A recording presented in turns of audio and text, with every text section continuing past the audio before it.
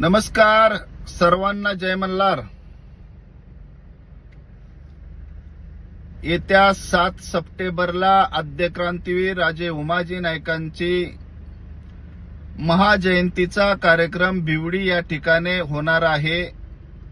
सर्व समाज बांधवांनी, बहुजन समाजाने याची नोंद घ्यावी। या कार्यक्रमाकरता अनेक मंत्री महोदय त्या ठिकाणी उपस्थित राहणार आहे।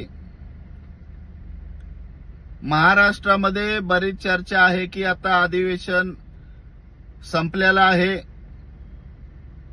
महाराष्ट्रामध्ये बरीच चर्चा आहे की आता ही जयंती होणार आहे का नाही होणार, कारण आता इलेक्शन लागतंय, आचारसंहिता लागती। त्यामुळं सर्वांना या ठिकाणी आव्हान करतो की आद्यक्रांतीवीर राजे उमाजी नाईकांची सरकारी जयंती होणार आणि ती लाखोच्या संख्येने होणार। लाखोच्या संख्येने बेडर, रामोशी समाज हे सर्व, रामोशी, बेडर, बेरड समाज हे सर्व बहुजन समाज त्या ठिकाणी लाखोच्या संख्येने उपस्थित राहणार आहे। याची आपण सर्वांनी नोंद घ्या। हा व्हिडिओ करण्यापाठीमागचा एक उद्देश असा आहे की महाराष्ट्रामध्ये जय मल्हार क्रांती संघटना झाल्यापासून अनेक विषयांवरती आपण रामोशी, बेडर, बेरड समाजाच्या विषयांवरती काम केलं आणि ते सक्सेस केलं। त्यातलाच एक मुद्दा आद्यक्रांतीवीर राजे उमाजी नाईक यांचा आर्थिक विकास महामंडळ बनावं। ह्या महामंडळाकरता माझ्या समाज बांधवांनी, माझ्या माता भगिनींनी, माझ्या तरुणांनी, जय मल्हार क्रांती संघटनेच्या सर्व पदाधिकाऱ्यांनी रक्ताचं पाणी केलं आणि समाजाला ती महामंडळ मिळवून दिलं। आज ती महामंडळ आपल्या दारापर्यंत आलेलं आहे। आजपर्यंत जे कधी न भूतो न भविष्य झालं ते आदरणीय देवेंद्रजींमुळे तो विषय झाला आणि आज आपल्याला महामंडळ आपल्या दारामध्ये आलेलं आहे। पण महाराष्ट्रामध्ये मला पाहायला मिळतंय की बऱ्याच ठिकाणी अजून रामोशी, बेडर, बेरड समाजाच्या महिलांचं त्या ठिकाणी प्रकरण गेलेले नाहीत, तरुणांचे प्रकरण गेलेले नाहीत। कारण त्याचं एक आहे की बऱ्यापैकी माझ्या समाज बांधवाला, जे गरीब समाज बांधव आहेत, त्यांना कसं प्रकरण करायचं, कुठं ऑफिसमध्ये जायचं हे त्यांना माहीत नाही। म्हणून हा सर्व त्या ठिकाणी सर्व कन्फ्यूज आहे। बऱ्याच ठिकाणी प्रकरण दिलेले आहेत, ती पास पण झालेले आहे।